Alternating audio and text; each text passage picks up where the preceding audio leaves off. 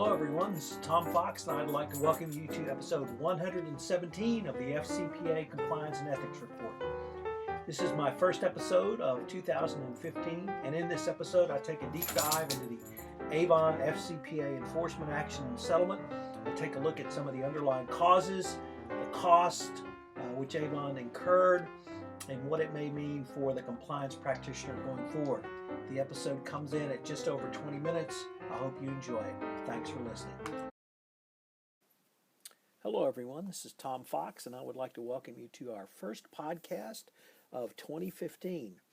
In this episode of the FCPA Compliance and Ethics Report, I'm going to take a look at the Avon FCPA enforcement action and settlement that came out in December.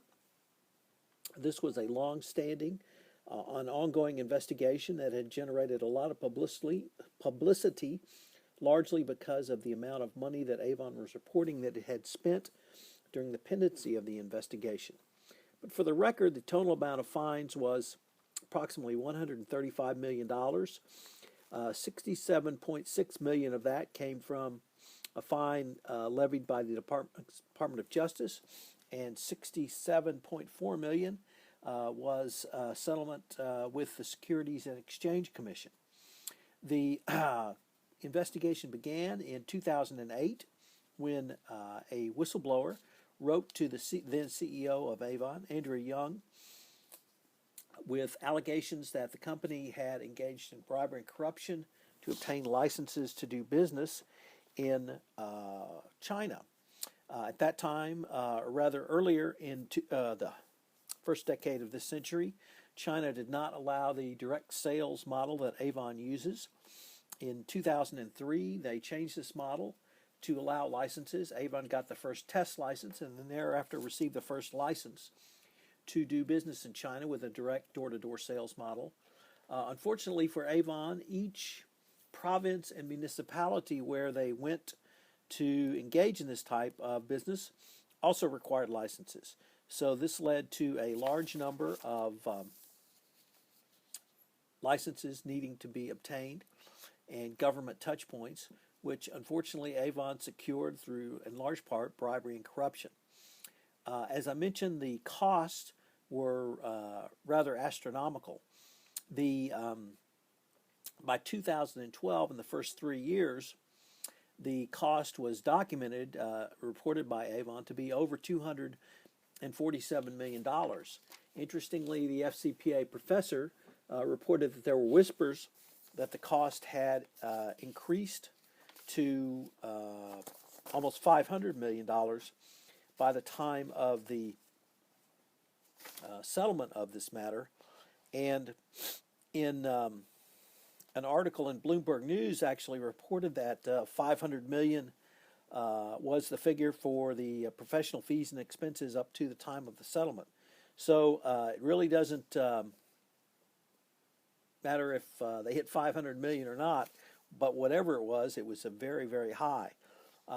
With the cost that Avon will have to incur post-settlement, together with its pre-settlement cost, its settlement cost, or enforcement action cost, fines and penalties, and then its post-settlement, it could be range up to the $750 million category. So with thinking about it in the three buckets of costs that the FCPA professor has identified: pre-settlement costs, your enforcement action costs, and then your post-enforcement action cost, that's quite a bit of money. The thing to keep in mind is that Avon had paid approximately $8 million in bribes. So we have $8 million in bribes, equaling perhaps as high as $750 million in cost to Avon. This does not even begin to take into account the disruption in business, which happened with Avon. The Chinese operations clearly suffered greatly throughout this time period, as did the company's overall drop in earnings. Indeed, in Q1 of 2010, there was a drop of over $78 million, losses of revenues anywhere from $10 to $40 million annually from the Chinese operations. So lots of costs, personal costs involved. Several Avon executives were terminated, the then CEO Andrea Jung has also left the company. There was at least one change of law firms and potentially or possibly more changes of law firms to get Avon settled. So really no one came out of this looking very well, and it was a very, very difficult process for Avon to get through. As I mentioned, the investigation started with a whistleblower writing to the then CEO of the company, indicating that bribes had been paid to obtain licenses to do business in China. This led to a self-disclosure in October of 2008 and a full investigation thereafter. The difficulty that Avon found itself was really twofold. The first was that the conduct in question lasted from approximately 2003 up through 2008, or perhaps 2000, a little bit ending a little bit earlier. So you had the actual bribery scheme in place, but equally bad, or perhaps even worse, was the efforts by certain individuals of the companies to hide this bribery scheme and really obstruct the company's ability to determine if anything had gone askance going forward. So it's really separated into two parts. There's the initial bribery scheme to obtain the licenses, then there's the cover-up. And as most people recognize, certainly since Watergate at least, the cover-up is in many ways worse than the conduct itself. And that's what really took Avon's bribery scheme into a significant level that caused it such grief.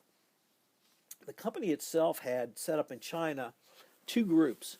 One was the Corporate Affairs Group, and then they had a subgroup which was called the Direct Selling Special Task Force. And these two groups led the company's efforts in the bribery and corruption scheme. They used various techniques that are fairly well known, but they used them quite aggressively. They had gifts, and Avon was very fond of giving high-priced gifts to various company officials, but inevitably Avon China employees would falsely describe the gifts themselves in the company's books and records. To add to this deception, Avon China would admit who the gifts were given to or the purpose of the gifts. So you had such things as Louis Vuitton products, Gucci products, expensive watches, and other very, very costly gifts being given. Another clear favorite bribery scheme was meals and entertainment. And I don't mean just Chick-fil-A or even a very nice steak. I mean a multi-$1,000 meal. So you had evidence of meals of over $8,000 falsely listed on books as record as business sales entertainment. There were also cash payments that were hidden under this, and other things of value provided to government officials through this mechanism. The next area that Avon China aggressively used was non-business travel. Avon China doled out a huge number of amounts of bribes and a mechanism of phony travel for alleged business purpose. Avon China would claim they were bringing various Chinese government officials, unfortunately also including wives, girlfriend, and other family members, to locations in the United States or other places for business-related travel. But in reality, most of these were sightseeing excursion, gambling junkets, trips to the beach, and other entertainment which had absolutely nothing to do with a business purpose.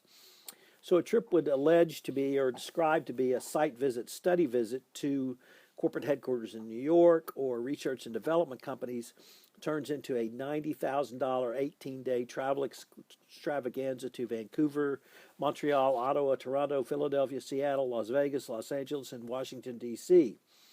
And of those 18 days, one half day was held at the company's U.S.-based R&D facility. There were lots of gambling junkets to Macau, trips to Hong Kong, Hainan Island, and various beaches around the Far East. So none of these locations had Avon corporate offices, manufacturing facilities, or R&D facilities. Also used was the oldie but goodie of cash, and a large amount of payments were made to Chinese government officials. Avon China used a variety of orchestrations to hide these payments, including simply stealing it from huge petty cash funds. Avon China employees would turn in fake expense accounts to garner additional monies from the corporate home office to pay out as cash. Such bribes were called management expenses, government relations expenses, and at one time, even there was a handwritten certificate purportedly from a government agency falsely stating that an official who received cash would give the funds to the government bureau. There was also the use of third parties, and Avon China paid a large number of bribes through consulting companies for the period in question.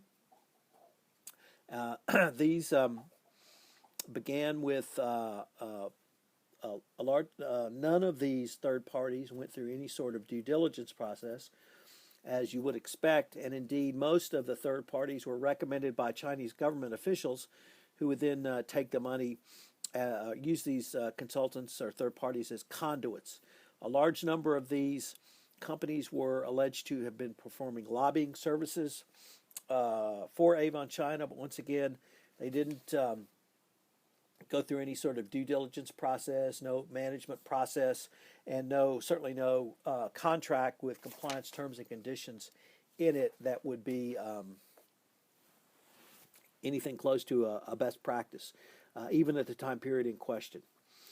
But as I mentioned, the thing that really took the Avon scandal, or indeed even catapulted it into the stratosphere of very, very bad, was the cover-up.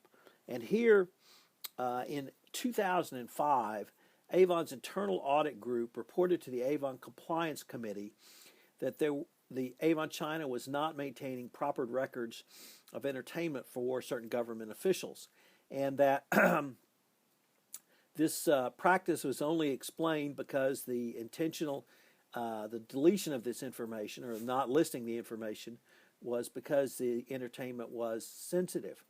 The Avon internal audit, and this is the corporate Avon, put together a draft audit report, which concluded the following: that Avon China was giving out high-value gifts and meals to Chinese government officials. The majority of expenses relating to gifts, meals, sponsorship, and travel of substantial monetary value was to maintain good relationships with these officials. That third parties were paid large amounts of cash to interact with Chinese government officials, but they were not contractually obligated to follow the FCPA, were not monitored by Avon China, and were paid for vague or unknown services. And finally, the payments, the lack of accurate records, detailed records, could probably, in fact, violate the FCPA or other anti-corruption laws. Unfortunately, the company's response to this was complete whitewash. And indeed, beyond whitewash, they ordered that the above language, which that I've read, or I've quoted rather, was to be removed from the audit report. And this was done. And then it was reported to the compliance committee that the matter was closed, and as the information was unsubstantiated regarding Avon China's corrupt conduct. So, unfortunately, the person that actually led this effort became the head of internal audit for all of Avon, and he was terminated as part of this. So you had corporate conduct really at the highest levels. When you had the head of internal audit involved in your cover-up, you know things are seriously bad. So what are some of the lessons that the compliance practitioner might draw from this? Well, clearly the first one is the expenses that Avon has incurred during the pendency of this. This $500 million figure, whether that's whispered, correct, incorrect, or not, we certainly have documented evidence of pre-resolution costs of over $300 million. Whatever that figure is, that's incredibly high, particularly for an $8 million amounts of bribes paid. The investigative costs were so high that the Department of Justice actually took note, and they brought Avon counsel in to ask why the costs were so high. And this is costs that were reported in Avon's 10K and 10Q and 8Ks. So the council told the Department of Justice that it had to engage in such wide-ranging investigation and incur such costs, but because the company did not have a consolidated, while doing business in over 100 countries, it did not have consolidated transaction records. So they were having to go through the laborious task of looking through each country individually. But when the Department of Justice thinks your costs are high, that's a pretty clear indication that things are way, way spiraling out of control. And of course, with Avon, you have the dreaded where else question, which is if you have a complete systemic failure or bribery scheme in one country or geographic location, the question becomes, where else do you have it? So a worldwide investigation may have been warranted, but the fact that the financial controls couldn't talk to each other led to a very inefficient investigation. So financial controls are clearly a part of a good compliance program because they allow you to do this. Second, as I indicated, the compliance committee was simply told that the matter was unsubstantiated. Very, very bad result for the compliance committee, but it makes you wonder what really was the tone at the top. How did Avon communicate what its expectations of corporate conduct were? If it's simply make your numbers, make your numbers, make your numbers, that's a culture that can actively hide criminal acts. Because when credible information came to the compliance committee, the company went into a full cover-up mode, even ordering the destruction of all copies of this draft audit report that I referred to earlier. This cover-up was accomplished at the highest levels of the company. The settlement documents noted the involvement of Avon executives, the head of internal audit, Avon attorneys, and certainly members of Avon China. The other thing that really struck me about this compliance matter was the concept of when you have a very high reward, it's probably because you have a high risk. The China market is known to be one that many Western companies value and want to break into. And indeed, Andrea Young had estimated that it could be up to a $1 billion market in sales for the company. And indeed, in 2007, the countries had Q4 sales of 67 million. So when you have sales of that in basically 1 or 2 years' time, that's a pretty high reward. But the risk was because the number of government touch points that you had. And these touch points, every time you have someone going to a government official for a license or a permit, there's an opportunity or at least a chance of a bribe being paid. So it really shows clearly if it's high reward, there's got to be a high risk there somewhere. Finally is the issue of the compliance committee. Because the compliance committee at Avon clearly was not doing its job, and if it's a compliance committee is to function and be involved, it must be provided with not only credible information, but it has to do its job. It has to ask tough questions. And simply being told that allegations are unsubstantiated without going further really speaks very poorly of this compliance committee and how seriously that it took its job.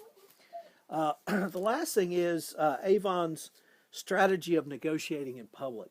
When they finally got to the point where they were negotiating with the Department of Justice and SEC, they publicly announced that they had made opening offers of $11 million to both agencies.